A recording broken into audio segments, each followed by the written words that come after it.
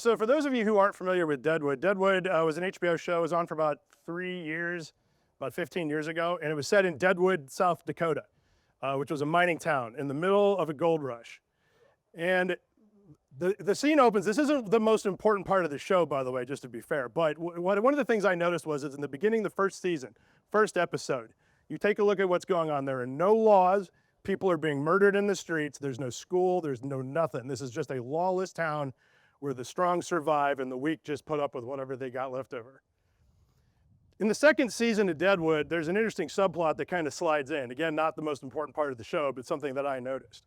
Al Swearingen, who is in charge of one of the two brothels and bar and inn and gambling establishments, and mostly organized crime in general, calls together the 5 or 6 people in the town, all of whom are the top guys.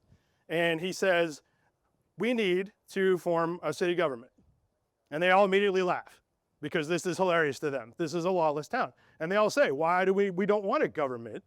Because things are working out great for us as it is without all these rules.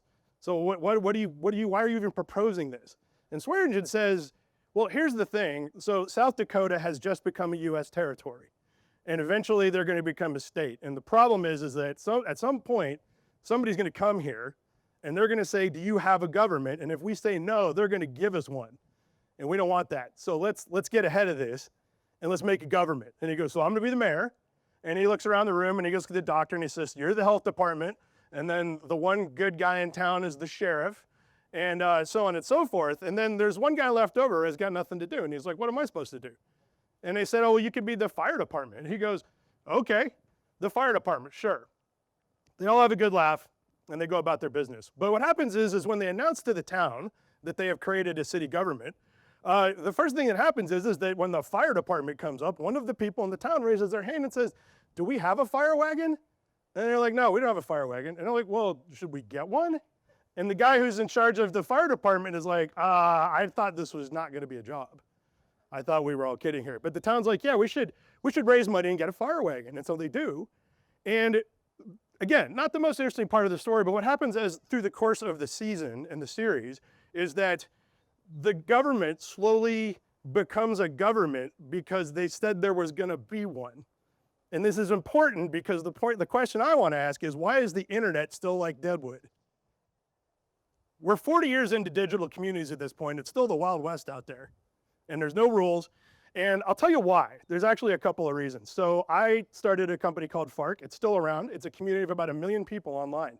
It was the precursor to Reddit and Dig and everything that came after it.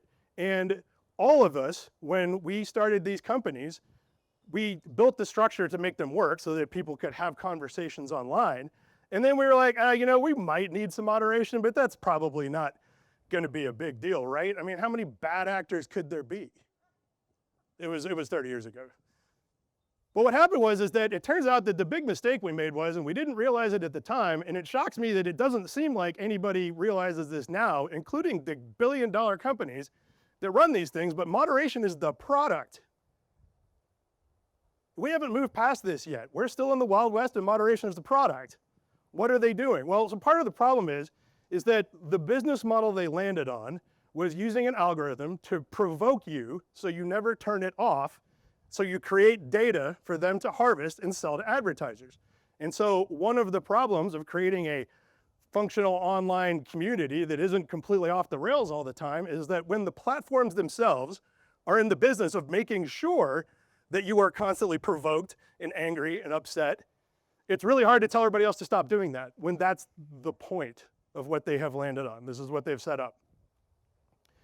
So one of the ideas I had is that perhaps, just like in Deadwood, when the semblance of a government appears and people suddenly start saying, hey, wait a minute, if you were doing a government, let's do it right, is that perhaps, what if we deployed a constitutional framework into social media?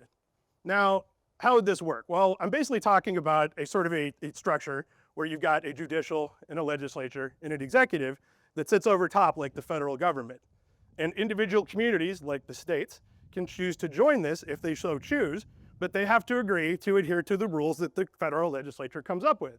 The federal legislature does not mess with the communities. They get to continue to do whatever they want, provided that They adhere to whatever the federal level has. And one of the things that they will be creating is a Bill of Rights, things you actually can't do.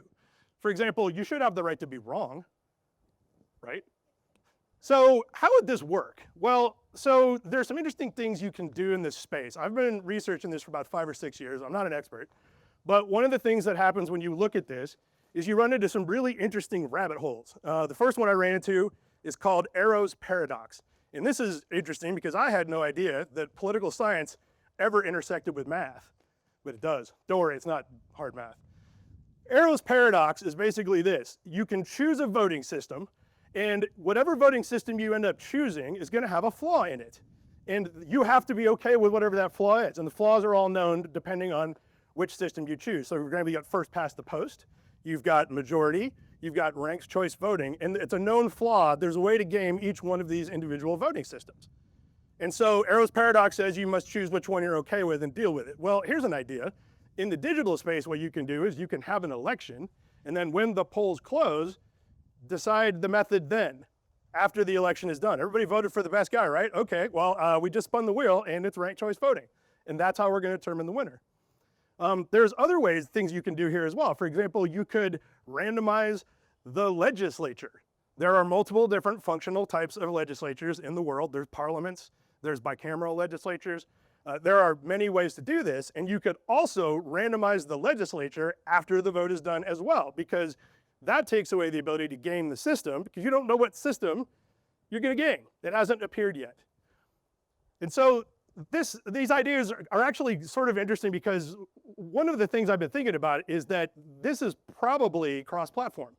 And there's an interesting model for that too. I'm not saying we ought to make a new social media out of scratch. We should make it so that anybody can join this thing if they want to. And we have a model for that. It turns out the Iroquois Nation, the Iroquois Confederacy, had a document that was actually a living constitution that they used, they put in place hundreds of years ago, a lot longer than 250 years that the United States has been around.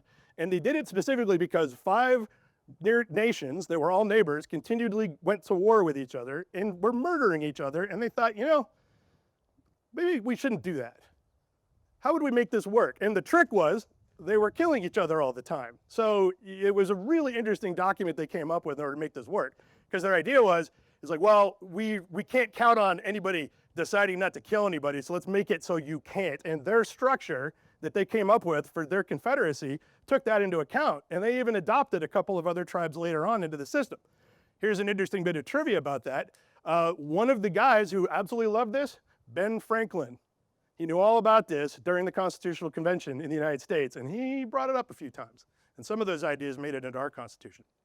So here's the thing. Is it going to be hard to do this? Yeah, absolutely, it's going to be hard to do this. But if you think about what happened, what we're celebrating today, the 250th anniversary of a bunch of guys signing their name to a death warrant if they lost a war, saying that we are done with an authoritarian government that keeps us locked in and harvests our efforts and our wealth and doesn't give us any representation. And in place of that, we are going to substitute a thing that has never been tried before. And did they get it right? No, they didn't. But guess what? It was a great starting point, and we kept on making it better, and we keep making it better. And I think we could do that online as well. Thank you very much.